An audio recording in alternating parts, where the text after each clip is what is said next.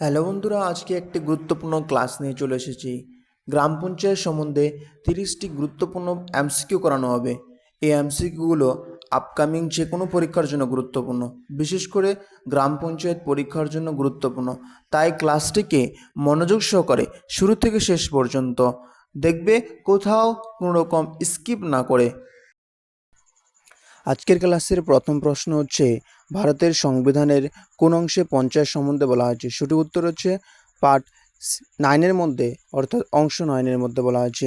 দ্বিতীয় প্রশ্ন, পঞ্চায়েত ব্যবস্থা সংবিধানের কোন সংশোধনের মাধ্যমে যুক্ত করা হয়? সঠিক উত্তর হচ্ছে 73তম সংবিধান সংশোধনের মাধ্যমে যুক্ত করা হয়। 3 নম্বর প্রশ্ন হচ্ছে, 73তম সংবিধান সংশোধন কার্যকর হয় কবে? সঠিক উত্তর হচ্ছে 24শে এপ্রিল 1993 সালে কার্যকর হয়। পরের প্রশ্ন, পশ্চিমবঙ্গে পঞ্চায়েত ব্যবস্থা কয় স্তর বিশিষ্ট? কয়টি স্তর রয়েছে? সঠিক উত্তর হচ্ছে 3টি স্তর রয়েছে। এর 3টি স্তর হচ্ছে গ্রাম পঞ্চায়েত, পঞ্চায়েত সমিতি ও জেলা পরিষদ। পরের প্রশ্ন হচ্ছে, গ্রাম পঞ্চায়েতের প্রধানকে কি বলা হয়? সঠিক উত্তর হচ্ছে প্রধান বলা হয়। গ্রাম পঞ্চায়েত প্রধানকে প্রধান বলা হয়। পরের প্রশ্ন, গ্রাম পঞ্চায়েতের উপপ্রধানকে কি বলা হয়? সঠিক উত্তর হচ্ছে উপপ্রধান বলা হয়ে থাকে। নেক্সট প্রশ্ন, গ্রাম সভার সদস্য কারা হয়ে থাকে? শুধুমাত্র এলাকার পঞ্চায়েত সদস্যরা? এর প্রশ্নের সঠিক উত্তর হচ্ছে এলাকার সকল ভোটাররা গ্রাম পঞ্চায়েত সদস্য।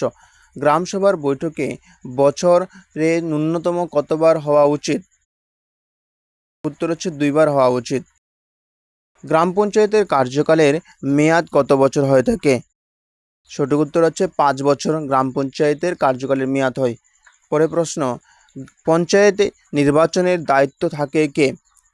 প্রশ্নের সঠিক উত্তর হচ্ছে রাজ্য নির্বাচন কমিশন পঞ্চায়েত নির্বাচনের দায়িত্ব থাকে। পরের প্রশ্ন, গ্রাম পঞ্চায়েতের প্রধানকে নির্বাচন করেন? গ্রাম পঞ্চায়েতের প্রধানকে কে নির্বাচন করেন? সঠিক উত্তর হচ্ছে সদস্যরা নির্বাচন করেন। গ্রাম পঞ্চায়েতের প্রশাসনিক প্রধান কে হয়ে থাকে? সঠিক উত্তর হচ্ছে সচিব গ্রাম পঞ্চায়েতের প্রশাসনিক প্রধান হয়ে থাকে। পরের প্রশ্ন, পঞ্চায়েতের আর্থিক বিষয় পরীক্ষা করে কে? পঞ্চায়েতের যে আর্থিক বিষয় সেটি পরীক্ষা করে কে? সঠিক উত্তর হচ্ছে অডিট বিভাগ পরীক্ষা করে থাকে। নেক্সট প্রশ্ন, গ্রাম পঞ্চায়েত কোন স্তরের প্রতিষ্ঠান? গ্রাম পঞ্চায়েত কোন স্তরের প্রতিষ্ঠান? সঠিক উত্তর হচ্ছে প্রথম স্তরের প্রতিষ্ঠান। পঞ্চায়েত সমিতি কোন স্তরে গঠিত হয়? পঞ্চায়েত সমিতি রয়েছে সেটি কোন স্তরে গঠিত হয়? সঠিক উত্তর হচ্ছে ব্লক স্তরে গঠিত হয়ে থাকে। জেলা পরিষদ কোন স্তরে প্রতিষ্ঠান? কোন স্তরে প্রতিষ্ঠান? সঠিক উত্তর হচ্ছে 3য় স্তরে প্রতিষ্ঠান। নেক্সট প্রশ্ন হচ্ছে, গ্রাম পঞ্চায়েতের সদস্যদের নির্বাচন হয় কিভাবে? সঠিক উত্তর হচ্ছে প্রত্যক্ষভাবে নির্বাচন হয়ে থাকে। গ্রাম পঞ্চায়েতে মহিলাদের জন্য ন্যূনতম কত শতাংশ আসন সংরক্ষিত রয়েছে? সঠিক উত্তর হচ্ছে 33% আসন সংরক্ষিত রয়েছে। পরে প্রশ্ন, পশ্চিমবঙ্গের বর্তমান মহিলাদের জন্য সংরক্ষণ কত শতাংশ? সঠিক উত্তর হচ্ছে 50% সংরক্ষণ রয়েছে। পরের প্রশ্ন, গ্রাম পঞ্চায়েতের উন্নয়ন পরিকল্পনা অনুমোদন করে কে?